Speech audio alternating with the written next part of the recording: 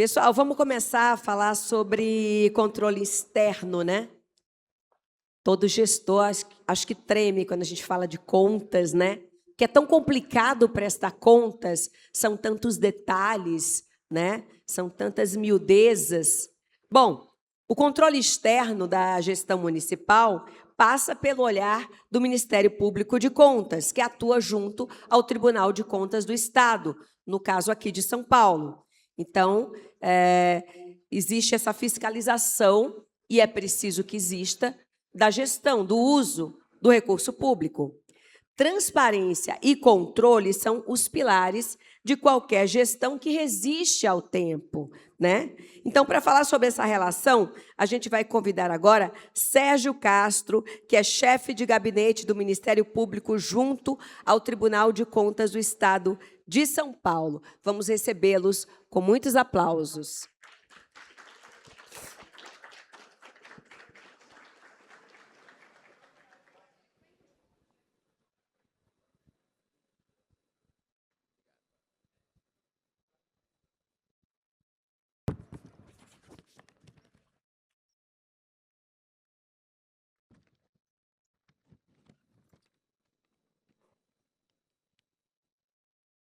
Senhoras e senhores, muito bom dia.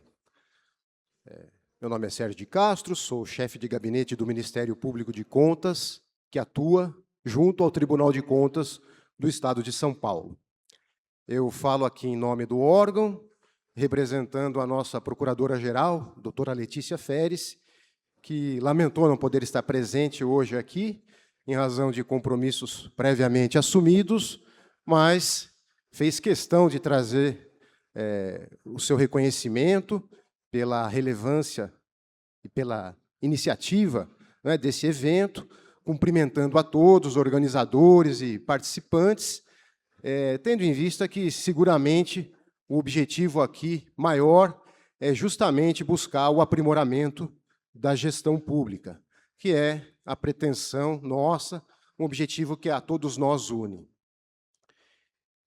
Portanto, o meu papel aqui hoje não é político, como a da maioria dos senhores, tampouco fiscalizador, que é a nossa atividade primordial, mas sim um papel com um enfoque pedagógico, eu diria assim. Não pedagógico do ponto de vista, uma conotação presunçosa de ensinar nada para ninguém, não é esse o objetivo aqui.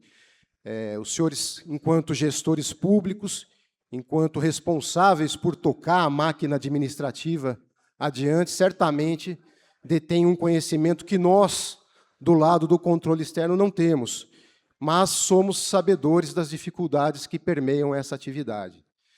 Por outro lado, nós temos também uma vivência diária, né? No meu caso, há mais de 25 anos, dentro da estrutura do controle externo, junto ao Tribunal de Contas do Estado de São Paulo, e, portanto, essa vivência de quem acompanha, né, as decisões e os aspectos que acabam realmente impactando negativamente na gestão pública.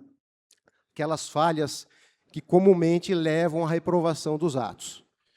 Então, ciente de que fomos aqui designados, eu e o meu colega Vinícius, do Tribunal de Contas, que vai falar depois de mim, para apresentarmos nossos pontos de vista aqui logo no início, para que depois a parte ruim do evento já seja superar logo na parte da manhã e fiquemos depois aí com os aspectos positivos, mas é justamente no interesse de compartilhar e de trazer, talvez, alguns subsídios que possam evitar problemas junto ao controle externo. Nesse sentido, o meu objetivo maior hoje aqui é trazer para os senhores e senhoras um subsídio que me parece ser de grande valia, que são as orientações interpretativas do Ministério Público de Contas do Estado de São Paulo. Antes de adentrar exatamente a esse tema, eu só gostaria de fazer 2 breves destaques, por entender que são pertinentes e que podem também auxiliar na condução dos atos de gestão. O primeiro é lembrar que nós estamos em anos de eleição. 2026, embora não seja ano de eleições municipais, é importante a gente rememorar que a máquina pública municipal sofre severas restrições, não é? No tocante ao eventual envolvimento ou apoio às candidaturas estaduais e federais. Então, é importante ter em mente que é terminantemente proibido, né, o uso de bens móveis, imóveis, de recursos financeiros, inclusive humanos, né, da administração municipal, para campanhas, né, eleitorais de deputados, de presidente, enfim, e que a máquina pública municipal não pode fazer menção, ainda que velada, né, em apoio a essas candidaturas. E um segundo aspecto ainda no tocante às eleições, acho que vale a pena relembrar que a legislação eleitoral traz algumas restrições, né, nesse período, inclusive com a vedação de transferências voluntárias, né, dos estados e da União em favor dos municípios nos 3 meses que antecedem o pleito eleitoral.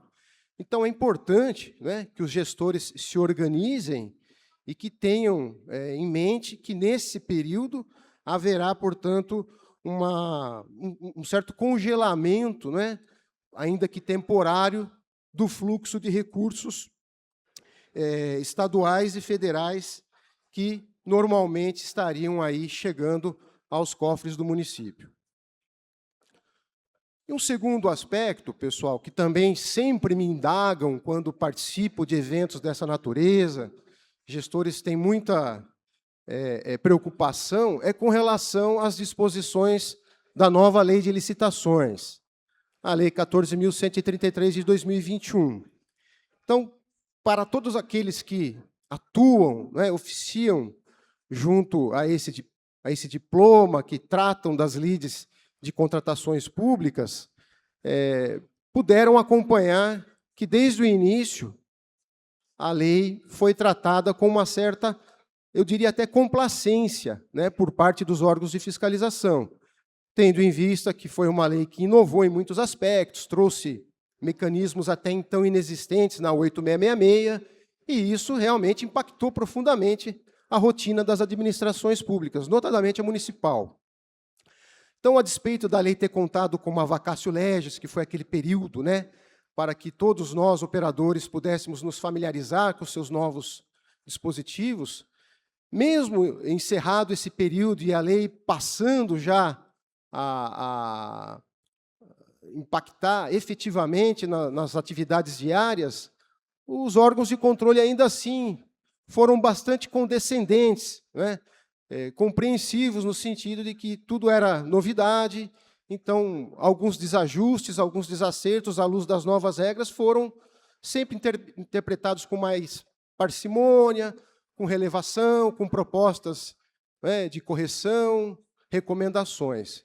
Mas, nesse momento, passados já 5 anos, né, da lei praticamente, o que eu tenho observado é que tanto o Tribunal de Contas como o Ministério Público de Contas passam agora a ser um pouco mais rigorosos no tocante à observância das novas diretrizes da Lei de Licitações.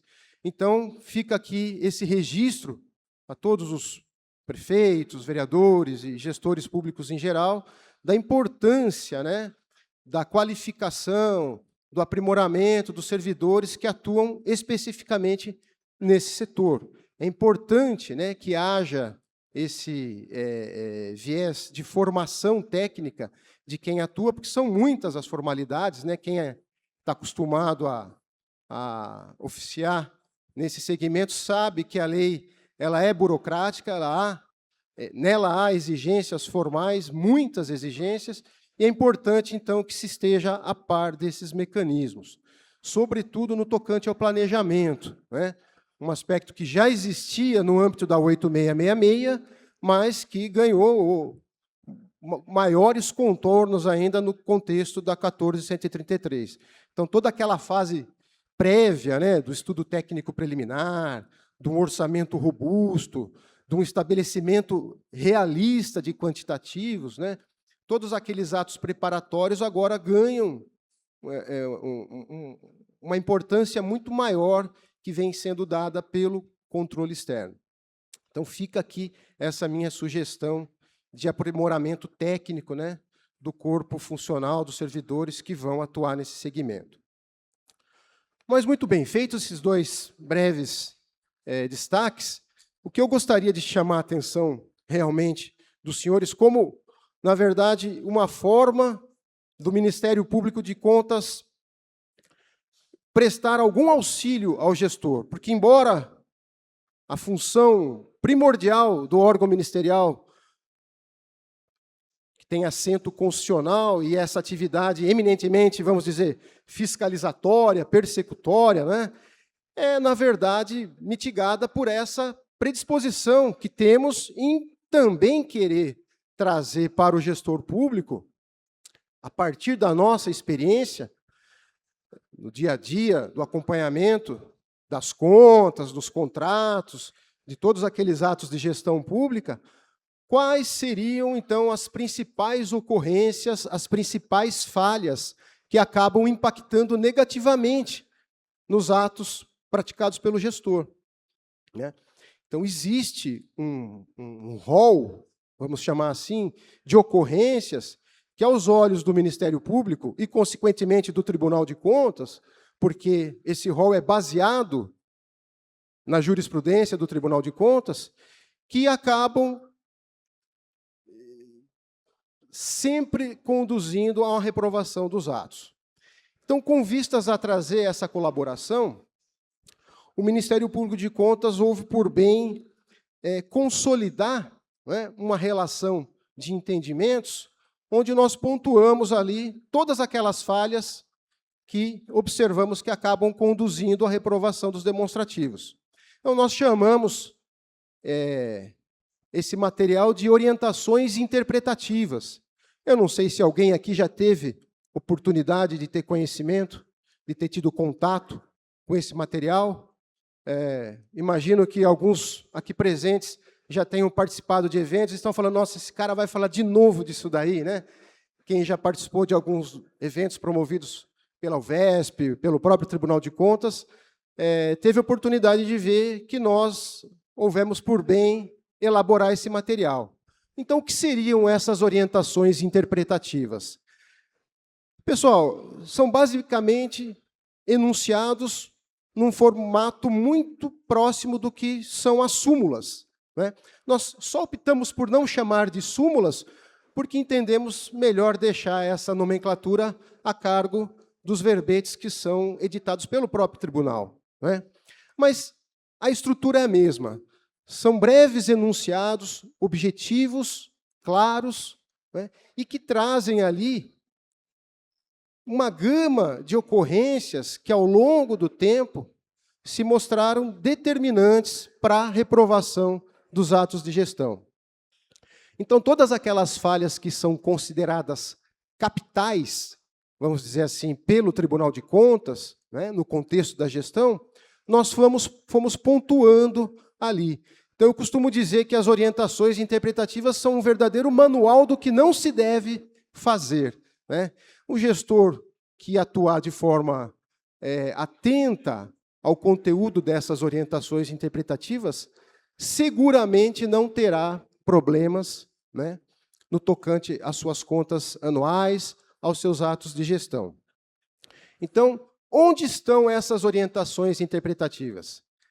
Essas orientações estão disponíveis no site oficial do Ministério Público de Contas, né, www.mpc.sp.gov.br. Lá, dando um Google, facilmente os senhores vão encontrar, digitando orientações interpretativas, MPC-SP, certamente vão ser direcionados. No site do Ministério Público temos lá uma aba, ações e estudos, clicando ali, vão ter acesso a todas essas orientações. Esse material é dividido por assuntos, né? O Ministério Público, ao longo dos anos, vai atualizando, vai acrescentando, eventualmente, se entendimentos restarem alterados, vai suprimindo.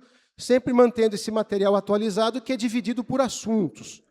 Então, hoje nós temos orientações interpretativas sobre contas de prefeituras municipais, contas anuais, né, de câmaras municipais, orientações interpretativas sobre licitações e contratos e também sobre repasses públicos ao terceiro setor, que acabam sendo, né, as matérias que trazem maior impacto aí no contexto da gestão. Hoje são aproximadamente 100, acho que temos 99 orientações interpretativas sobre esses assuntos. E me parece que é um subsídio fundamental para aquele que quer se antecipar, né? O Ministério Público de Contas, assim como o tribunal, não tem a pretensão nenhuma de pegar ninguém de surpresa, para que depois diga, olha, foi praticada determinada conduta, puxa, eu não sabia que isso era considerado grave aos olhos do controle externo. Não, está lá, né? O rol de ocorrências que efetivamente impactará negativamente na análise da gestão já está previamente disponível. Eu trouxe aqui algumas orientações só para rapidamente apresentá-las do ponto de vista da estrutura. Então, nós tivemos, inclusive, o cuidado de, na redação dessas orientações interpretativas, estruturá-las de forma a evidenciar quais delas tratam de falhas capitais que, por si só, já conduzem à reprovação dos atos, e aquelas que podemos dizer de uma menor relevância, né, que ensejariam aí recomendações, determinações, medidas corretivas, mas que isoladamente não comprometem, a não ser que sejam verificadas num conjunto, né, num contexto onde outras falhas de igual relevância se somam e aí acabam criando um contexto negativo, né? Mas vou fazer, por exemplo, a leitura aqui de uma OI, de uma orientação interpretativa, só para os senhores terem ideia de como se dão esses enunciados. Então, orientação interpretativa do Ministério Público de Contas do Estado de São Paulo, 2.04. Aspas. É causa suficiente para a emissão de parecer desfavorável a ausência de recolhimento tempestivo dos encargos sociais, uma vez que a insuficiência ou atraso dos pagamentos aumenta a dívida municipal, onera os cofres públicos e implica sanções aos municípios, razão pela qual parcelamentos, ainda que iniciados no próprio exercício, não solvem o desacerto. Então, nem vou entrar no mérito, não é, pessoal? Obviamente, encargos sociais, notadamente os encargos previdenciários, é uma matéria sensível aos olhos do controle externo, né, que, quando verificada, ela fatalmente vai ensejar a reprovação das contas anuais, né? A questão dos parcelamentos, que o enunciado cita ao final, muitas vezes seja necessária e seja a medida que realmente deva ser adotada, todavia, ela não é suficiente para sanar a ocorrência, né? Até porque os parcelamentos, via de regra, são acompanhados de multa, de juros, de outros encargos financeiros que, portanto, acabam onerando os cofres municipais, o que, aos olhos do controle externo, é determinante para a reprovação. Mas o que eu gostaria de chamar é para a estrutura redacional. Vejam que essa orientação interpretativa ela se inicia com a expressão é causa suficiente para a emissão de parecer desfavorável. Então, todas aquelas falhas que nós verificamos que, à luz da jurisprudência do Tribunal de Contas, elas, ainda que individualmente detectadas, elas conduzem à reprovação dos atos sobre análise, nós utilizamos essa estrutura, identificando-as como causa determinante para a reprovação. Em outras hipóteses, os senhores vão ver que a estrutura é um pouco diferente, e a redação diz que que aquela falha concorre, né, para a emissão de um parecer desfavorável. Ou seja, são hipóteses de falhas que só ensejarão a reprovação efetiva se vierem num grupo, vamos dizer assim, né, em conjunto, formando um contexto negativo. Então, a título de exemplo, orientação interpretativa 2.16, diz o seguinte, aspas, concorre para a emissão de parecer desfavorável a reincidência de falhas verificadas em exercícios anteriores, com tempo suficiente para sua correção. Então, é muito comum a fiscalização do Tribunal de Contas, por ocasião da inspeção em loco, chega ao órgão jurisdicionado e detecta num determinado segmento uma ocorrência. Então, o auditor do tribunal vai lá no almoxarifado, verifica ali que há uma deficiência de controle, aponta aquilo no relatório, o Ministério Público endossa aquela ocorrência, o conselheiro, na hora de julgar as contas, se for da Câmara, ou na hora de emitir um parecer, se for, no caso das contas do Executivo, ele faz uma recomendação, né, para que se adeque àquela ocorrência, para que se corrija, e no ano seguinte a falha se repete, a fiscalização detecta a mesma situação, às vezes até piora, e assim sucessivamente. Então, a reiteração de falha é uma causa, né, de reprovação de contas, está prevista na Lei Orgânica do Tribunal de Contas, como uma ocorrência que pode ensejar reprovação. Então, vejam, inicialmente e isoladamente, não é uma falha por si só capital, né, mas que a sua reiteração e, às vezes, a sua constatação ao lado de outras de igual natureza pode também ensejar uma reprovação de contas. Então, pessoal, fica aqui esse meu convite, né, para que os senhores visitem e tomem ciência dessas orientações interpretativas, porque realmente nós do MPC acreditamos que é um subsídio valioso, que quem tiver condições de fazer uso dessa ferramenta no seu dia a dia, seguramente vai estar se blindando, né, ainda que outras recomendações, por questões diferentes, menores, possam ser objeto do parecer, dificilmente serão consideradas mais graves. Aquelas que efetivamente podem impactar nas contas dos gestores estão presentes nessas orientações interpretativas. Então, faço votos de que os senhores tenham aqui um excelente evento hoje, um ótimo dia de trabalho, e lembrando que proteger, né, o CPF dos senhores em 2028 exige responsabilidade fiscal e observância às condutas vedadas hoje, em 2026. Ok? Sucesso, um ótimo dia, muito obrigado pela atenção.